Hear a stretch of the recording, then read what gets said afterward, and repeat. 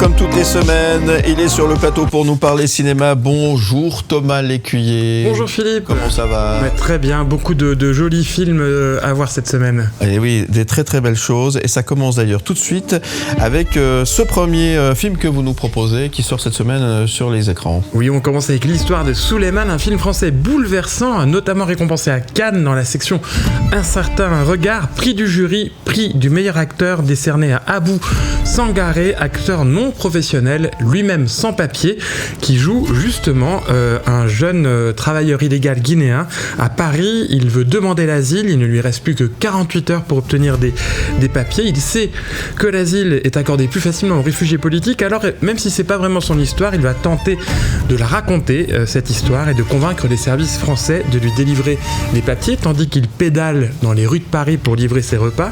Souleymane répète inlassablement son histoire. C'est un film poignant, bouleversant, une lumière posée sur ces sans-papiers, ces sans-visages, ces personnes qui vivent un peu en marge du système dans la rue, ces personnes qui rêvent de s'intégrer, qui travaillent, qui vivent depuis de longues années en France, mais qui ne sont toujours pas régularisés.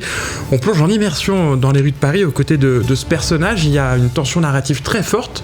C'est presque un thriller, parce que vraiment le compte à rebours est lancé. Il doit se battre contre tout à la fois, contre l'administration, contre les personnes qui essayent de profiter de lui, contre la précarité permanente. On sent il faut qu'il trouve un lit chaque soir au centre d'hébergement d'urgence, il faut qu'il trouve toujours un peu d'argent, il n'y a que son smartphone qui le relie à sa famille.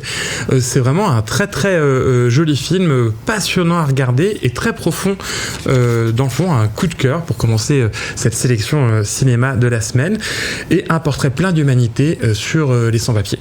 Très beau film, effectivement, à voir cette semaine dans les salles obscures. Allez, on prend des nouvelles de Superman.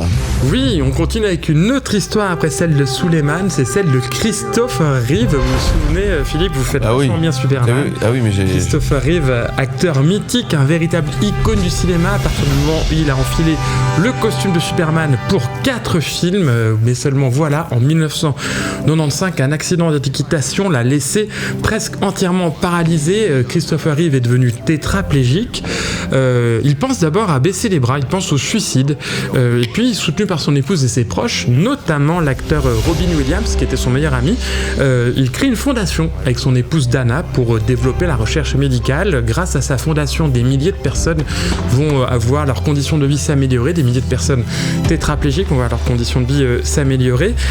Il va mener un combat sur la réparation de la moelle épinière pendant plus de 10 ans, et ce film documentaire riche d'images d'archives inédites, d'entretiens, d'interviews, de témoignages, évidemment d'extraits de films, eh bien raconte comment finalement Superman, le personnage de fiction, est devenu dans la vie parce qu'il a été, sa vie a été brisée, comment il est devenu un héros du quotidien, un héros ordinaire, un super héros mais pour de vrai, qui a aidé des milliers de personnes. C'est un documentaire très touchant, émouvant, inspirant, et qui montre l'extrême humilité et ténacité de ce grand acteur dans tous les sens du terme, puisqu'il était très très grand, il mesurait 1m93 et il a laissé un souvenir mémorable dans les mémoires des cinéphiles et aussi dans les mémoires des gens qui l'entouraient par sa grande générosité. Ouais.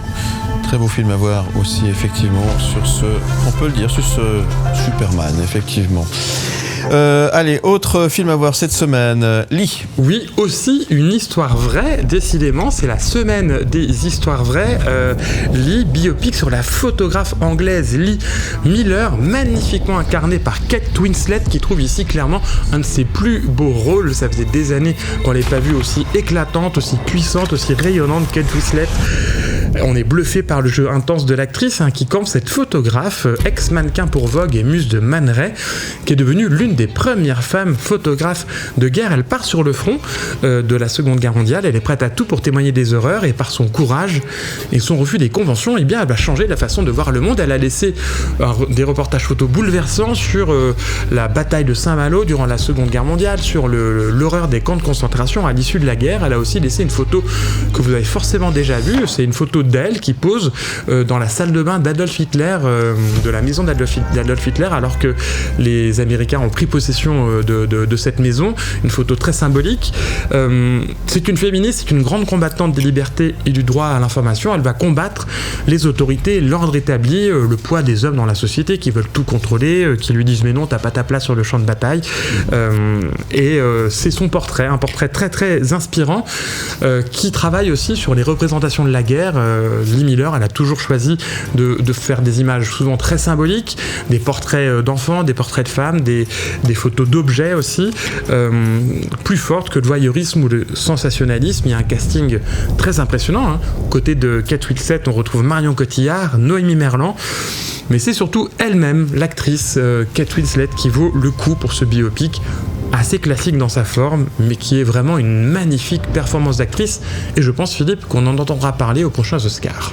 J'en doute pas, effectivement. Histoire et film à voir également cette semaine dans les salles obscures. Le robot sauvage débarque également cette semaine. Oui, le robot sauvage débarque. Les vacances aussi débarquent, avec elle l'occasion d'un cinéma en famille peut-être. S'il y a un dessin animé à choisir en famille, c'est sans conteste celui-ci, le robot sauvage, signé Chris Sanders. Alors Chris Sanders, c'est un ancien qui est passé chez Disney. On lui doit notamment Lilo et Stitch. On lui doit aussi le premier Dragon et les Croods. Donc on est sûr d'avoir de l'humour, de l'engagement écolo et un petit peu de tendresse et d'ironie. Il y a tous ces ingrédients dans le robot sauvage, quelque part entre Miyazaki et Wall-E. On suit l'épopée d'un robot intitulé Rosum, alias Rose, qui a fait naufrage sur une île déserte et qui doit apprendre à s'adapter à un environnement hostile, sans humains, mais avec plein d'animaux. Donc du coup, il va apprendre à créer des interactions avec tous les animaux qui l'entourent. Il va adopter une petite oie qui se retrouve orphelin et va apprendre, un peu comme un Robinson Crusoe, à vivre seul dans la nature, isolé de toute technologie et de tout contact humain. La particularité de ce dessin animé, Philippe, c'est que les personnages sont en 3D, mais tous les décors sont peints entièrement à la main, à l'ancienne, comme dans les dessins animés d'avant. C'est vraiment une technique traditionnelle. Du coup, le rendu est très très très beau à l'écran. C'est plein de poésie, c'est plein d'humour et c'est à savourer en famille au cinéma. Ça a l'air très sympa, effectivement. Allez, on termine avec Nikki. C'est mon conseil ciné de la semaine. Nikki, le très joli biopic sur l'artiste Niki de Saint-Phal, bien connu en Suisse, signé par la réalisatrice française Céline Salette. Alors, bien trop souvent et malgré eux, Philippe, les biopics ont tendance plus souvent à honorer l'œuvre que l'artiste. Ça ressemble à une sorte de best-of, parce qu'évidemment, il faut parler aux gens de ce qu'ils connaissent. Donc, si on fait des biopics sur des chanteurs, on va entendre toutes les chansons du personnage. Si on fait des biopics sur des peintres, on va voir toutes les peintures du personnage. Ici, Céline Salette n'a pas eu le droit d'utiliser les œuvres de Niki de Saint-Phal, donc on n'en voit aucune à l'écran. Alors, ça pouvait paraître un obstacle au début, et finalement, c'est un avantage pour ce film, car ce qui en fait sa force, c'est qu'on se concentre sur la créatrice et non pas sur ses œuvres. Comme elle n'a pas eu le droit d'en montrer, on voit simplement la créatrice et son chemin vers sa carrière d'artiste. Niki de Saint-Phal est interprétée par Charlotte Lebon. Elle est bouleversante dans la peau de cet artiste qui se bat pour exister, pour se libérer de son enfance traumatisée par les viols de son père, mais aussi par le joug des hommes en général. On est à la fin des années 60. C'est la révolution culturelle, la révolution des mœurs, mais le poids des hommes est encore très présent, leur volonté exacerbée de possession aussi. On se souviendra de Niki de Saint-Phal qui tire au fusil pour faire ses peintures avec des cartouches remplies de peinture. Elle tire sur des toiles pour créer ses œuvres. C'est très symbolique de sa manière de fonctionner.